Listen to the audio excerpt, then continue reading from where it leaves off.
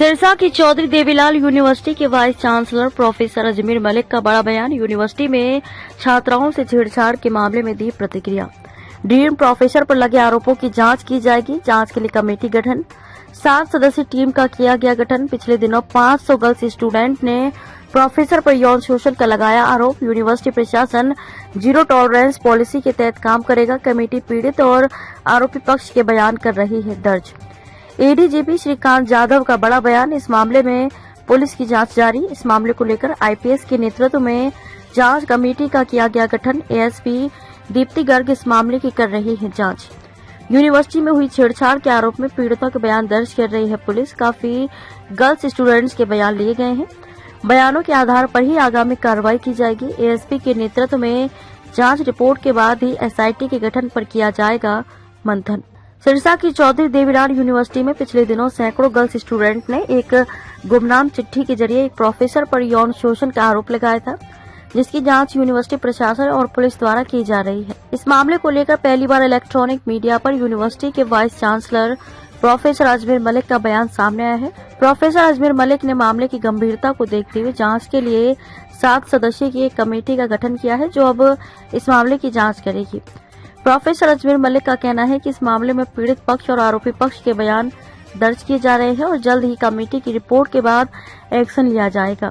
आपको बता दें कि पिछले दिनों सिरसा की चौधरी देवीलाल यूनिवर्सिटी में एक विभाग में पढ़ने वाली करीब 500 गर्ल्स स्टूडेंट ने अपने विभाग के डीन प्रोफेसर पर गुमनाम चिट्ठी के जरिए यौन शोषण का आरोप लगाया है। गर्ल्स स्टूडेंट ने ये गुमनाम चिट्ठी हरियाणा के मुख्यमंत्री मनोहर लाल, हरियाणा के राज्यपाल, DGP Haryana, DC Sirsa, SP Sirsa, university के वाइस चांसलर सहित अनेक लोगों को प्रेषित की है, जिसकी जांच अब की जा रही है। पिछले दिनों एएसपी दीप्ति गर्ग ने इस मामले को लेकर यूनिवर्सिटी में पढ़ने वाली गर्ल्स स्टूडेंट से भी बयान लिए हैं। पीड़ित पक्ष से भी सिरसा पुलिस लगातार बयान ले रही है और आरोपी प्रोफेसर से भी पूछताछ की जा रही है। मामले में क्या निष्कर्ष निकलता है, ये तो जांच रिपोर्ट के बाद ही सामने आएगा, लेकिन इस घटना के बाद से यूनिवर्सिटी की छवि पर एक बार फिर से दाग लग गया है। इस मामले में ना तो पीड़ित पक्ष मीडिया के समक्ष आ रहा है और ना ही आरोपी पक्ष आया है। इसके साथ ही पुलिस भी इस मामले में जांच कर रही है। सिरसा पहुंचे एडीजीपी श्रीकांत यादव का भी कहना है कि इस मामले को लेकर पुलिस गंभीरता से जांच कर रही है। मामले की जानकारी मिलते ही एएसपी दीप्ति गर्ग के नेतृत्व में जांच कमेटी का गठन किया गया है। उन्होंने कहा कि यूनिवर्सिटी में हुई गर्ल्स स्टूडेंट से छेड़छाड़ के मामले में पीड़ित पक्ष के बयान लिए जा रहे हैं और कई गर्ल्स स्टूडेंट के बयान रिकॉर्ड भी किए गए हैं। एडीजीपी श्रीकांत यादव का कहना है कि बयानों के आधार पर ही आगामी कार्रवाई की जाएगी।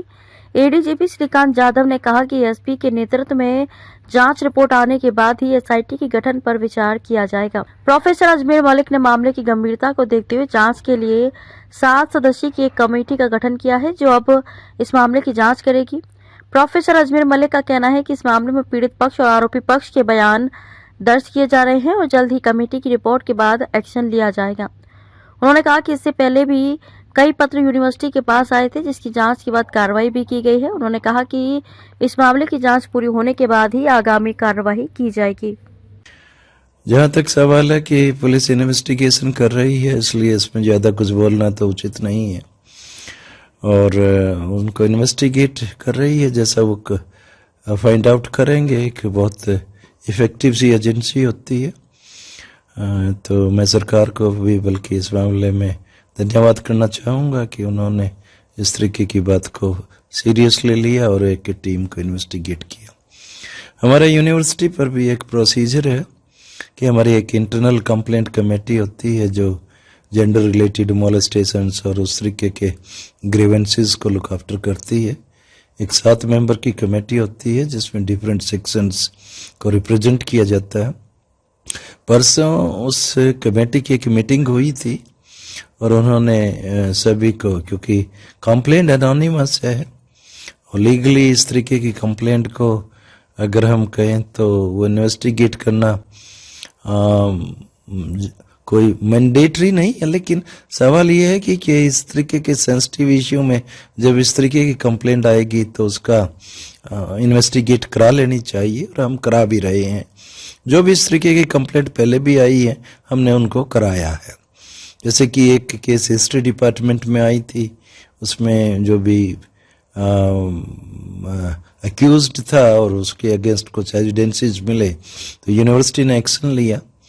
लॉ के डिपार्टमेंट में भी 2 स्टूडेंट्स की इस तरीके की मैटर था, उसमें भी उन चीजों को एक कंक्लूजन पर पहुंचाया और जो भी लॉफुली एक्शन बनते थे उस तरीके के एक्शन उसमें लिए गए।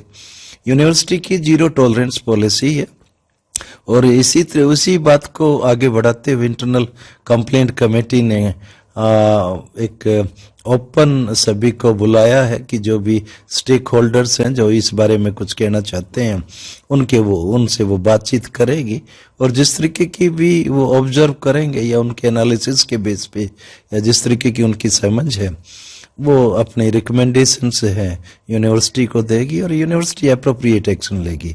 रादर अप्रोप्रिएट एक्शन की बजाय मैं कहूँ हमें इस मामले में बिल्कुल अपने आप को जिम्मेवार समझते हुए बहुत सही एक्शन लेना चाहिए ताकि हमारी जो भी इस तरीके की बदनामी है यूनिवर्सिटी की हम उससे बच सके।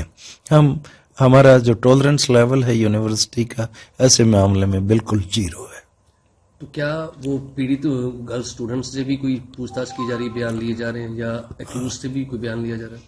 अभी तक जहां तक सवाल है कि पीड़ित का, क्योंकि वो तो सामने है ही नहीं, तो हमने सिर्फ नोटिस के माध्यम से अगर कोई आना चाहता है तो जरूर आए, हम उसके बयान लेंगे। एक यूनिवर्सिटी का मामला है जिसमें 500 करीबन जो गर्ल्स स्टूडेंट हैं उन्होंने प्रोफेसर पर एलिगेशन लगाया कि सेक्सुअल हरासमेंट करता है। डीजीपी साहब को भी लेटर लिखा है, सीएम साहब को भी लेटर लिखा है। I think the moment we got, हमें तो कंप्लेंट आने के पहले ही हमको जब मीडिया में ये वायरल हुई खबर उसी समय हमने हमारी टीम एक आईपीएस अफसर के अंडर जो हमारी एएसपी मैडम है दीप्ति गर्ग जी, उनके अंडर एक टीम बना के वहाँ पे उसी रात को हमने भेज दी। वो अभी स्टेटमेंट्स ले रहे हैं, काफ़ी लोगों के ले चुके हैं। उसके बाद जो भी सामने आता है विल टेक एक्शन। एसआईटी का गठन भी किया गया sir. She is as good as we have 2 women police officers with her और पहले उनकी रिपोर्ट आ जाए उसके बाद